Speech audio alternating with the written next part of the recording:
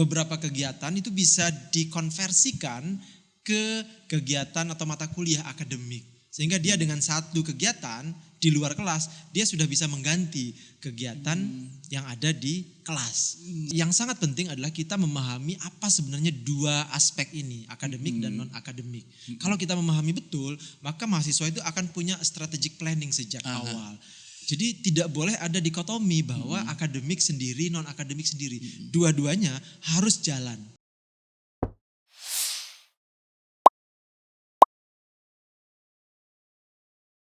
Bismillahirrahmanirrahim. Assalamualaikum warahmatullahi wabarakatuh. Sahabat orasi yang muda mendunia dimanapun berada, salam sehat selalu. Dan pada kesempatan kali ini luar biasa kita mendapatkan kesempatan untuk bertemu dengan salah satu narasumber kita yang sudah tidak asing bagi sahabat orasi semua. Beliau adalah Pak Faris Al-Faddad, adalah Wakil Rektor Bidang Kemahasiswaan Alumni dan AIK Universitas Muhammadiyah Yogyakarta. Dan kita akan perkenalan terlebih dahulu, kita akan sapa beliau.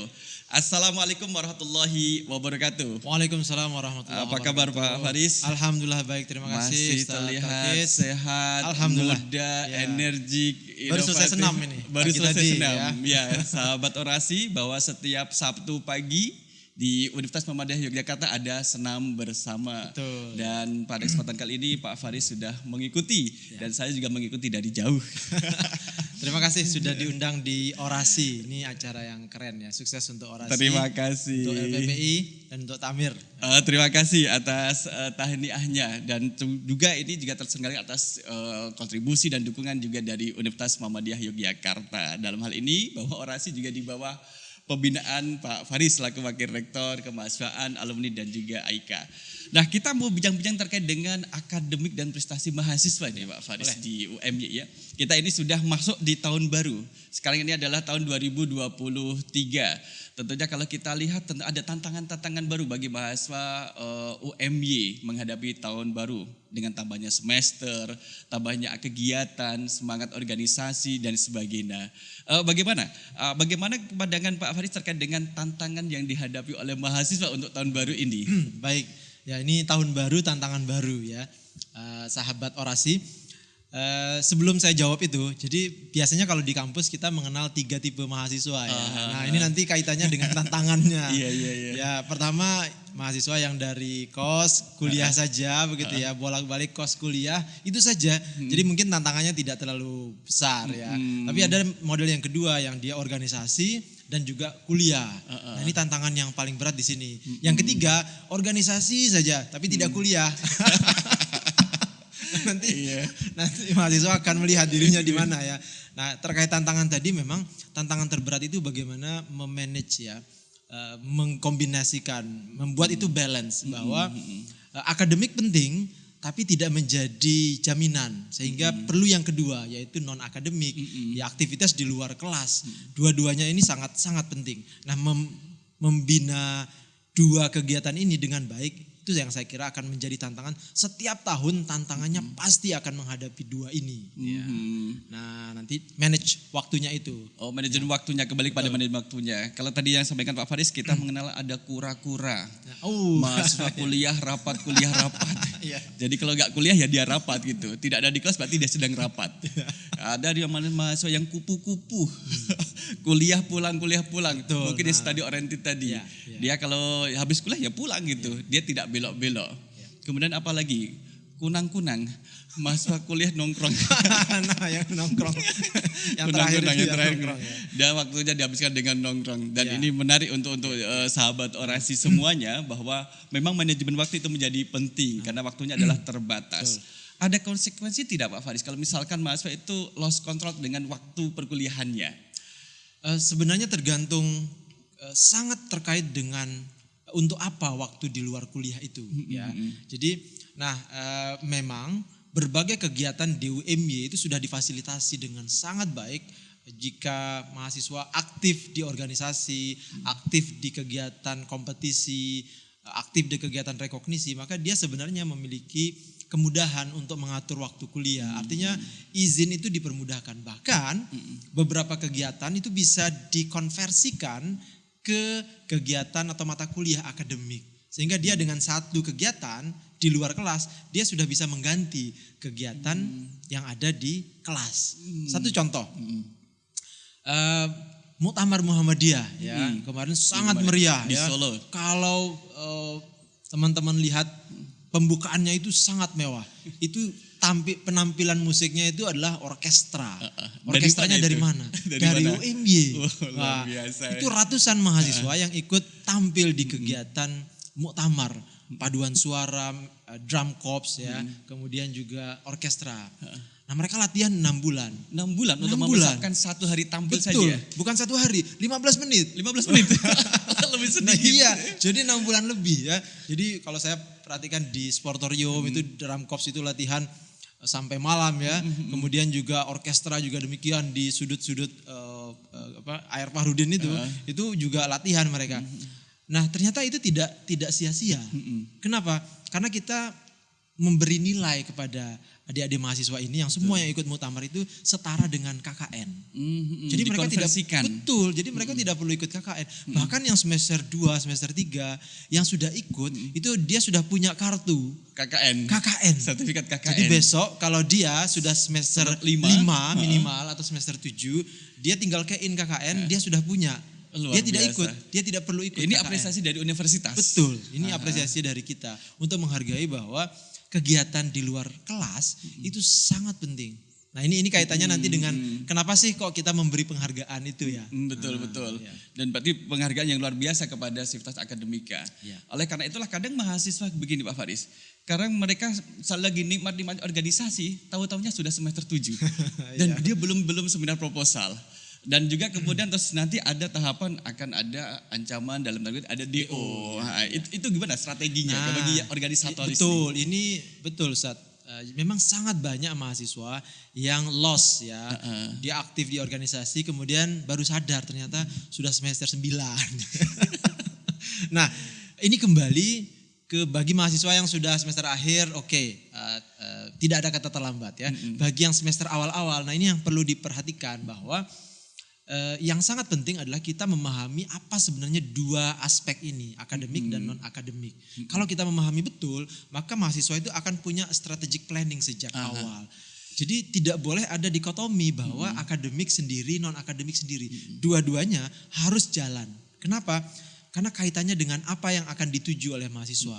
Kalau kita tanya ke mahasiswa, Anda nanti mau jadi apa? Sebut semua. Saya mau kuliah S2, saya mau bekerja, saya mau jadi dai, saya mau jadi wirausaha. Semua yang disebutkan tadi itu memerlukan dua instrumen, akademik dan non-akademik. Gak bisa, IPK Anda berapa? 3,9. Kegiatan Anda apa selama kuliah? Gak ada. Gak bisa. Penerima kerja itu tidak akan menerima dengan mudah. Kenapa? Karena akan ada orang yang IPK-nya 3,5 di bawah dia, tetapi kegiatannya banyak. Pengalaman soft skill-nya. Kalau saya sebagai orang yang akan merekrut, kalau ditanya siapa yang akan diterima, saya akan terima yang kedua. Yang banyak pengalaman. Banyak pengalaman. Dia ikut, dia bisa memimpin, dia bisa bekerja. Nah, dari awal ini mahasiswa harus memahami bahwa dua aspek ini nggak bisa dipisahkan. Sehingga kalau dia paham strategic planning dari awal itu pasti dia akan lakukan. Termasuk dalam pembinaan soft skill dan hard skill. Betul, kalau hard skill adalah di bidang akademiknya, tapi soft skill adalah di luar akademik, non-akademik.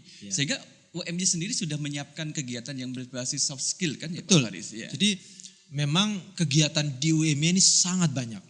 Ada kegiatan, ada penghargaan. Nah ini menariknya kalau di UMY. Kegiatan semua kita siapkan dari program studi, fakultas, sampai universitas. Bayangkan di universitas itu ada 32 jenis unit kegiatan mahasiswa. Di fakultas itu ada sekitar 30 sampai 40 ya. Kemudian itu sudah termasuk komunitas ya. Komunitas itu organisasi di bawah fakultas yang tidak terstruktur seperti BEM. Di program studi juga demikian. Jadi kalau ingin dilihat kegiatan di UMY, mahasiswa itu tinggal memilih saja minatnya mana, bakatnya mana. Nah, dan inilah proses untuk mendidik soft skill tadi. Kita tidak perlu menyampaikan bahwa Anda ikut kegiatan A itu Anda bisa bisa belajar public speaking. Mereka sudah akan belajar di situ. Jadi soft skill itu sesuatu yang mahasiswa akan rasakan. Contoh, kalau mahasiswa kita ingin didik mereka untuk berempati, gak bisa kita beri kuliah 3 SKS, Anda harus berempati begitu ya, tanpa terjun ke lapangan. tanpa terjun. Kalau begitu kita buat program namanya Young Sustainable Initiative. Anak-anak muda di organisasi kita beri dana untuk membangun proyek di desa. Dia akan berempati, dia akan melihat apa yang kurang di desa ini. Apa yang semacam KKN tapi lebih dalam. Kalau KKN itu programnya 1 bulan, ini programnya berjalan dari awal sampai akhir itu bisa 6 bulan. Oh, lama. Ya, dan karena itu kita sebut yang Sustainable Initiative selain untuk membina desa, juga untuk berkontribusi terhadap SDGs. Jadi isu-isunya sangat SDGs. Di situ mereka akan belajar kepemimpinan, belajar empati, ya, banyak hal gitu. Lebih pada community service itu ya. Betul. Mereka akan belajar bermasyarakat di usia masih Masih mahasiswa. mahasiswa. Nah, yang menarik yang kedua, selain kita siapkan kegiatan, juga kita siapkan rewardnya. Nah, UMI itu apa ini rewardnya? Apa ini rewardnya? Semua hal dalam kegiatan-kegiatan non akademik itu mahasiswa kita beri reward. Reward itu bisa 2, bisa fasilitas, pendanaan yang kita berikan melalui project, gitu ya. Yang kedua bisa reward langsung. Kalau mereka ikut kegiatan dan menang kompetisi, maka mereka akan mendapatkan reward finansial. Materi. Betul. Kenapa? Karena kita beri penghargaan mereka atas prestasi. Contoh, kalau mahasiswa juara 1, MTQ, gitu ya, atau hafal Quran atau pidato bahasa Arab, bahasa Inggris, itu juara 1 ada instrumen. Kalau nasional itu berapa, finansialnya berapa, kalau juara 2, 3 juga ada, regional juga ada, internasional juga ada. Dan dapat sertifikat. Kemudian sertifikat itu bisa masuk ke SPMI. Betul. Kan namanya pendamping ijazah. Ya. Dan ini kita sampaikan terbuka kepada mahasiswa. Kenapa? Karena kita ingin beri penghargaan kepada mahasiswa bahwa apa yang dilakukan baik untuk dirinya dan baik juga untuk kampus. Nah, ini tantangan untuk teman-teman mahasiswa, sahabat muda mendunia, untuk bisa memilih bersifat selektif ya, tidak hanya kuliah kemudian menghabis waktu di kelas, tapi ternyata dalam 1 pekan itu juga waktu untuk kuliah juga masih tersisa banyak. Betul. Ya kan, masih tersisa banyak, sehingga masih ada kesempatan untuk mengasah kemampuan soft skill di organisasi yang mendukung prestasi Anda dan juga menjadi bekal ketika kembali ke kampung halaman nantinya. Dan kemudian berikutnya nih Pak Faris, terkait dengan masalah prestasi mahasiswa. Kalau ada target capaian yang ingin diperoleh oleh universitas untuk mahasiswa UMY ini dalam tahun 2023 ini, apa yang kemudian ingin dicapai oleh universitas? Ya, setiap tahun UMY selalu memiliki target yang kita sebut sebagai indeks kinerja strategis. Ya. Jadi setiap tahun akademik selama 1 tahun UMY akan mengukur prestasi sangat kuantitatif ya, jumlah prestasinya berapa, penelitian berapa, kemudian pengabdian dosen berapa, termasuk mahasiswa. Kami juga mengukur dan ingin mencapai target-target. Tahun lalu, ini sebelum ke tahun ini ya, tahun 2021-2022 kita menargetkan prestasi mahasiswa UMY itu 350 prestasi. 350 prestasi. Akademik, non akademik. Jadi masing-masing ya. Ada akademik itu artinya bukan kuliah, tapi prestasi yang terkait dengan akademik. Ya. Misalkan kalau dia ikut kegiatan penelitian, itu di luar kelas, tapi itu kaitannya dengan akademik. Nah, jadi ada akademik, ada non akademik. Non akademik itu semua hal yang terkait dengan minat dan bakat, ya, olahraga, seni, budaya. Sama-sama 350. Alhamdulillah tahun lalu kita bisa mencapai di atas 400. Oh, alhamdulillah. Tahun ini targetnya kita naikkan. Jadi berapa ini? 600. 600. Sangat menantang. Insya Allah bisa. Ya, insya Allah bisa. Ya, mahasiswa, kami percaya bahwa mahasiswa UMY itu punya semangat untuk beraktif di luar kelas, aktif menghidupkan kampus ini dengan berbagai kegiatan. Apalagi sekarang pembelajaran sudah offline. Jadi kesempatan bertemu dengan kawan sejawat itu menjadi mudah. Dan ketika bertemu kan kemudian sharing menjadi terbuka. Ciri-cirinya adalah kalau kita lihat kedai-kedai sekitar kampus kan sudah mulai ramai. Dan banyak mahasiswa sudah berkumpul, yang mudah-mudahan mereka membahas terkait dengan prestasi akademik tadi. Itu. Jadi selain itu nanti kan tetap ada reward seperti yang Pak Faris tadi sampaikan pada mahasiswa yang berprestasi. Nah, bagi mahasiswa yang tidak ikut organisasi dan tidak mau kegiatan di kampus, mereka hanya kuliah, apa resikonya kemana itu nanti dampaknya Pak Faris? Nah, ini seperti yang disampaikan Al-Quran nih. Mereka tergolong kaum yang merugi. Betul, ini sangat sayang sekali ya. Karena waktu di kampus itu 3,5 sampai 4 tahun. Banyak yang bilang dan saya setuju dengan ini bahwa masa muda terbaik bagi seseorang itu ketika dia kuliah. Itu masa muda terbaik. Kenapa? Karena dia belajar banyak hal tanpa konsekuensi sosial yang berat. Coba bayangkan, Anda bisa melakukan apapun, tapi tidak ada konsekuensi sosial, tuntutan sosial Anda nggak ada. Tapi ketika Anda selesai kuliah, Anda sudah mulai bekerja, berkeluarga, tuntutan sosialnya tinggi. Banyak ya. Betul, sangat banyak. Jadi masa muda terbaik seseorang itu di masa kuliah. Jadi manfaatkan bagi yang belum selesai atau sudah di semester akhir, belum berakhir, masih bisa ya. Nah bagi yang awal-awal, ayo. Ini bagi yang semester 1 masuk ke semester 2 masuk ke semester 3, masih banyak kesempatan Anda aktif. Pertanyaannya Pak, saya nggak mau organisasi. Nggak apa-apa, ada banyak kegiatan yang tidak di dalam organisasi. Ada banyak kegiatan dan itu kita sampaikan. Anda nggak perlu, Pak saya tidak mau terikat. Itu nggak apa-apa, Anda banyak kegiatan, nanti Anda bisa cek di Prodi atau berkunjung ke LPPI atau LPKA ya, lembaga pengamalan pengajian Islam, ada kegiatan, lembaga pengembangan kemahasiswaan dan alumni ada kegiatan, di fakultas, di Prodi ada kegiatan. Kalau bertanya itu banyak sekali kegiatan yang di luar organisasi. Nah, hanya yang organisasi itu ada kelebihannya, dapat leadership. Betul, Leadership, dapat. ya networking, begitu itu memang sangat spesial nantinya. Jodoh juga Bisa jadi. Itu Ini curhat jodoh. Ini banyak alumni kita yang banyak begitu. alumni Betul, kita ya, yang ya. belum berjodoh ini. Ya, alhamdulillah menarik. Tapi bukan berarti ketika ke mereka yang belum aktif di organisasi kemudian tadi Pak Faris menyampaikan bahwa masa yang asik adalah masa perkuliahan. Jangan kemudian sahabat orasi menyalahartikan ya. Kemudian kenapa tidak lulus? Saya lagi menikmati masa perkuliahan saya. Sudah semester 13 belum lulus kemudian terus menikmati masa perkuliahan. Dan memang kita ketahui kalau bincang masalah perkuliahan, ternyata Pak Faris ini punya sederet catatan tentang prestasi. Pak Faris dulu juga mahasiswa di UMY. Saya alumni UMY. Boleh dapat bocoran berapa tahun selesai itu Pak Faris S1-nya? Saya selesai 3 tahun 3 bulan. 3 tahun 3 bulan, berarti semester 7. Saya semester 7. Masuk semester 7 masuk ya? Semester 7, semester 7 udah selesai. Setengah semester saya sudah selesai. Biasanya kalau sekarang semester 7 baru sibuk-sibuknya nulis proposal. Dan itu saya sedang menjabat di organisasi mahasiswa. Filosofinya seperti per. Kalau semakin ditekan, maka loncatannya semakin jauh. Luar biasa. Kalau kita curhat 3 tahun 8 bulan. Berarti saya lebih lama daripada Pak Faris. Dan waktu itu saya menjabat sebagai Presiden Mahasiswa Indonesia di Mesir. Berarti mirip lah ya. Ternyata sahabat orasi, semakin kita sibuk, bukan berarti kemudian kita tidak memiliki waktu untuk belajar. Justru disitulah kita real belajarnya itu di dalam organisasi dan di kesibukan kita. Betul, jadi sebenarnya organisasi itu bukan alasan untuk kita meninggalkan akademik. Justru itu sebenarnya motivasi dan kita berlatih untuk memanage. Tadi Ustaz Alkis bilang bahwa menjabat presiden mahasiswa di Mesir ya. Waktu itu saya juga sama menjabat ketua Dewan Perwakilan Mahasiswa, itu juga sedang menjabat di akhir-akhir periode saya wisuda.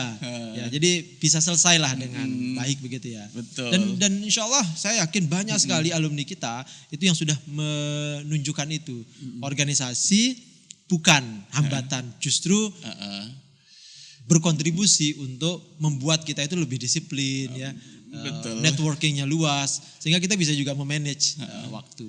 Jadi yang sudah berorganisasi, yang menjadi mahasiswa organisatoris, tapi harus bijak dalam mengatur waktu, manajemen waktunya. Jangan kemudian ya tadi menjadi kura-kura, kuliah rapat, kemudian tanpa ada planning yang jelas. Ya, strategi planning yang disampaikan Pak Faris itu sangat menarik dan penting untuk digarisbawahi untuk sahabat orasi. Nah kemudian berikutnya nih Pak Faris, terkait dengan untuk nasihat untuk mahasiswa baru nih. Mereka sebelumnya kan berada di SMA sederajat kuliah belajarnya online. Sekarang mereka menjadi offline. Dan ada perubahan sikap. Ada perubahan sikap yang kemudian biar mereka bisa santai dari rumah. Sekarang harus hadir di kelas, di perkuliahan. Dan tentunya juga bagi mereka ada tantangan tersendiri ini. Karena peraturan di kampus beda peraturan di sekolahan. Mereka dapat tuntutan. Nah kita minta nih strategi, trik khusus untuk yang mahasiswa baru menghadapi tantangan dan juga di tahun 2023 ini Pak Faris. Baik, wah ini mahasiswa baru, alhamdulillah ya yang sekarang yang masuk di Agustus September 2022 ini kan sudah kuliahnya offline ya, sudah tatap muka full ya, berbeda dengan Iya.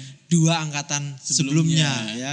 Mungkin tetap kaget karena SMP SMA kan bisa jadi atau SMA kemarin mereka juga online ya. online. Nah ini menantang ya.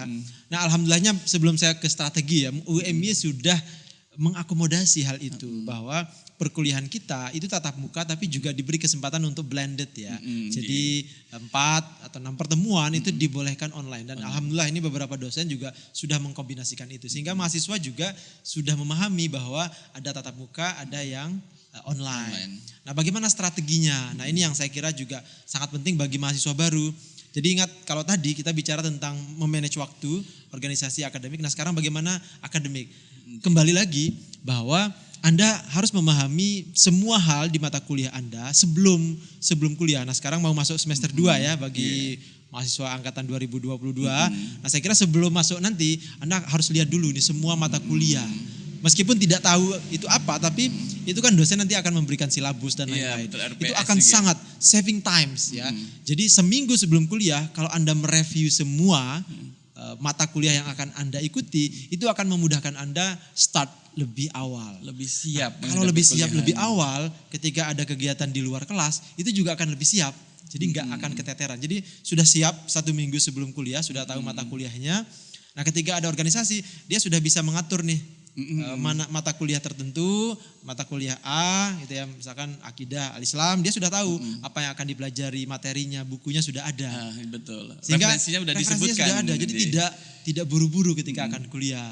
Ketika organisasi dia sudah bisa mengatur nih, aktif organisasi, kuliah, aktif organisasi, prestasi, kuliah gitu ya. Jadi insya Allah ini bisa. Nah, bagi yang belum aktif dimanapun, kesempatan ya. Kesempatan di semester 2 ini cari keaktifan Anda.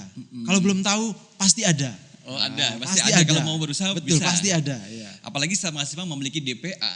Iya betul. Dan masalahnya adalah tidak semua mahasiswa baru tahu DPA-nya. Ya. Dan DPA kebalikannya juga tidak memperkenalkan diri di depan mahasiswanya. Kalau tadi yang pertama Pak Farid sebutkan harus mengenali terkait dengan mata kuliah, berkenalan dengan mata kuliah. Sehingga nanti mahasiswa memiliki, sahabat Rasi memiliki kesiapan untuk masuk di kelas. Jadi tidak seperti dulu ketika sekolah, bangun tidur masuk sekolah pun bisa. Kalau sudah di kampus kan tidak bisa ya. Awalnya harus ada persiapan, membaca materi terlebih dahulu, kemudian terus menyiapkan pertanyaan untuk dosen, dan kemudian nanti akan berkomunikasi dengan teman sekelasnya. Ada lagi tidak strategi yang kedua Pak? Ini trik kedua nih. Trik kedua aktif. Aktifnya begini, bahwa ada 2 hal jenis keaktifan itu. Anda aktif membaca, jadi bukan setelah kuliah, tapi sebelum kuliah. Nah itu satu. Anda mau tidak mau harus membaca. Membaca apa saja yang terkait dengan mata kuliah tersebut ya. Kalau tidak buku referensinya, ya informasi-informasi seputar mata kuliah sebelum Anda kuliah. Itu aktif pertama. Aktif kedua, engage di kelas. Betul. Nah kenapa demikian? Karena manfaatnya itu sangat besar. Ya ini dosen itu senang kepada mahasiswa yang aktif. Dan Anda bisa dikenal. Jadi betul. Saya sebagai dosen, sebagai dosen juga pasti sangat senang ketika ada mahasiswa yang aktif ya. Dia bertanya dan serius berdiskusi. Kita akan betul-betul menghargai dan ada penghargaannya kepada mahasiswa tersebut. Nah kalau Anda sudah dikenal demikian, itu akan banyak pintunya terbuka tuh. Dosen akan senang dengan Anda, ngobrol dengan Anda, banyak informasi yang nantinya akan diberikan. Termasuk juga nilai yang... Termasuk juga nilai, kenapa? Karena nilai keaktifan juga ada. Ada gitu. Manfaat yang kedua itu juga kepada mahasiswa. Mahasiswa itu akan menyadari bahwa ketika dia berbicara di kelas, dirinya itu akan tumbuh, berkembang. Dulunya ya kalau dia malu atau dia merasa inferior, dengan aktif pelan-pelan di kelas, dia akan memperkuat kepercayaan diri. Tanpa sadar itu mereka akan tumbuh selama 1 semester, 2 semester gitu. Nah itu saya kira strategi kedua itu aktif membaca, aktif engage di kelas. Betul. Terima kasih. Ini kan untuk nasihat untuk teman-teman yang muda yang baru masuk di UMY. Sekarang menjadi tantangan adalah di tahun 2023 bagi mahasiswa lama. Mahasiswa lama yang sudah di ujung tanduk ini. Sudah dicari dosen pembimbing juga nggak ada jawabannya. tahu-tahu nanti muncul sudah baru bawa proposal penelitian. Dan itu di ujung-ujungnya. Nah sekarang kita mau minta nasihat dari Pak Faris ini selaku Wakil Rektor. Yang pertama istighfar dulu. Tobatan nasuha. Taubat dulu. Jadi tobat kolektif ini penting karena istighfar itu artinya kita memohon ampun dosa. lah ya. Sudah semester lalu ini kita mohon ampun lah kepada Allah ya karena kita melalaikan waktu ya. Nah sekarang kita mulai new start ya. Mulai dari awal. Apa? Sekarang yang paling penting itu mengevaluasi dulu. Anda ingin selesai di bidang apanya? Kalau ada kuliah yang belum selesai, coba ditelaah lagi apakah betul satu mata kuliah, jangan-jangan ada dua. itu namanya kita evaluasi. Itu ya. terjadi, betul terjadi. Ya. Karena baru banyak terjadi ya. Terjadi. Jadi sudah mau mengurus yang lain ternyata masih ada satu mata kuliah. Nah, itu harus dicari. Atau yang lain, yang belum apa? Tugas akhir. Nah, tugas akhir ini kesalahannya di mana? Nah, itu juga harus dievaluasi. Apakah dosennya atau diri Anda? Nah, bisa dua-duanya. Kalau dosennya lapor ke Kaprodi ya, ketua program studi itu akan membantu. Kalau tidak ke Kaprodi, carilah dosen yang Anda kenal. Pak atau Bu, curhat ya, nanti akan dibantu. Nah, atau kalau Anda kesalahannya di Anda, istighfar yang kedua. Ya. Jadi, kalau Anda kesalahannya di Anda tidak menghubungi, komitmen. Karena ada juga mahasiswa itu yang memberi informasi ke orang tuanya sudah selesai. Tapi belum selesai. Harus istighfar yang ketiga kali kalau gini. Harusnya istighfar yang ketiga kali. Berbohong sama orang tua. Nah ini jadi udah jangan perpanjang persoalan. Karena kalau Anda menunda lagi di semester ini akan memperpanjang persoalan. Udah ambil komitmen dengan berat hati, dengan semangat selesaikan apa yang harus diselesaikan. Betul, terima kasih. Tapi yang kita garis bawahi adalah istighfar. Ternyata adalah dosa itu memperberat langkah. Betul. Memperberat langkah, memperberat laju dan juga memperlambat prestasi. Akuilah itu dosa itu sehingga Allah akan memberi kemudahan. Betul. Dan Allah akan mempertemukan dengan orang-orang yang bisa membantu, memudahkan urusannya. Ada salah satu syarat untuk kelulusan nih Pak Faris. Lulus BTA. Baca tulis Al-Quran. Betul. Ini yang kemudian menjadi tantangan. Sudah selesai, bahasa sudah selesai, skripsi sudah selesai. Ternyata baca Al-Qurannya belum selesai. Nilainya masih nilai C. Sedangkan ini adalah kemampuan soft skill yang perlu waktu gitu. Nah, gitu kalau demikian maka sarannya untuk sahabat orasi adalah cepat dan segera datang ke LPPI. Ngapain? Istighfar dulu ya. Istighfar lebih dahulu. Setelah tobat karena di depan LPPI, kantor LPPI itu ada masjid. Nah, di situ dan ini menjadi strategi yang menarik. Jadi kita katakan bahwa lulus di 2023 siapa takut? Siapa takut? Ya setuju. Saya setuju kan? Ya. Lulus 2023 siapa takut? Anda pasti bisa ya. Bisa menjadi GBT atau GOT. Apa itu? Graduate before time, GBT, sama on time gitu. On time ya. Bukan gebetan ya, bukan. Tapi menjadi lulusan sebelum waktunya. Dan ini kan ada apresiasi tersendiri bagi mereka yang lulus sebelum semester 8. Betul. Saya kira betul penting. BTA baca tulis Al-Quran ini juga penting ya. Karena kita ingin semua alumni UMY memiliki kemampuan baca dan tulis Al-Quran yang cukup ya. Karena nilai B itu kita rasa sudah cukup baik, cukup baik. Minimal Anda bisa menjadi imam. Betul, untuk imam sholat tarawih. Ya. Karena kalau Anda pulang ke kampung halaman, mau alumni UMY sudah sarjana, Anda nanti pasti diminta untuk menjadi imam. Harus serba bisa. Orang masyarakat tidak lihat prodi apa. Iya. Pak saya bisa imam Pak ke masjid, sholat zuhur. Zuhur sama asar. Kalau misalkan maghrib dia lihat, kalau sudah pada berdiri baru jalan. Tapi yang perlu diingat bahwa baca tulis Al-Quran itu skill sebenarnya. Jadi dia itu bukan ilmu. Nah, skill artinya apa? Skill itu pasti bisa dipelajari, dengan latihan. Sama dengan belajar berbahasa, baca tulis Al-Quran juga bisa. Anak usia 3 tahun, 4 tahun juga sudah bisa. Kenapa? Karena itu skill. Nah, untuk bisa datanglah ke LPPI. Untuk minta diajari, minta dibimbing. Saya kira insya Allah bisa. Setelah beristighfar tentunya ya. Setelah beristighfar nanti baru diajari. Dan kita sampaikan terima kasih kepada Pak Faris Al-Fadas selaku Wakil Rektor Bidang Kemahasiswaan, Alumni dan juga AIK atas kesempatan waktu yang diberikan, dan kita tahu jadwalnya adalah padat, dan sahabat orasi insya Allah akan kita sambung lagi perbincangan kita dengan beliau di lain kesempatan. Dan strategi yang disampaikan oleh Pak Faris tadi sudah banyak, untuk mahasiswa baru ada, untuk mahasiswa pertengahan juga ada, dan juga untuk mahasiswa akhir juga ada. Seterusnya adalah kembali kepada Anda, mau mengambil atau tidak. Tapi sebaik-baik sikap supaya tidak termasuk orang yang khosirin, orang yang rugi adalah kita mengambil, kemudian mengamalkan untuk membahagiakan orang tua. Dan membahagiakan orang tua bukan dengan uang yang kita dapatkan kerja di Jogja, tapi dengan lulus tepat waktu, dengan segudang prestasi, dan juga soft skill yang mumpuni di masyarakat nantinya. Terima kasih, sampai ketemu lagi di episode berikutnya. Assalamualaikum warahmatullahi wabarakatuh. Waalaikumsalam.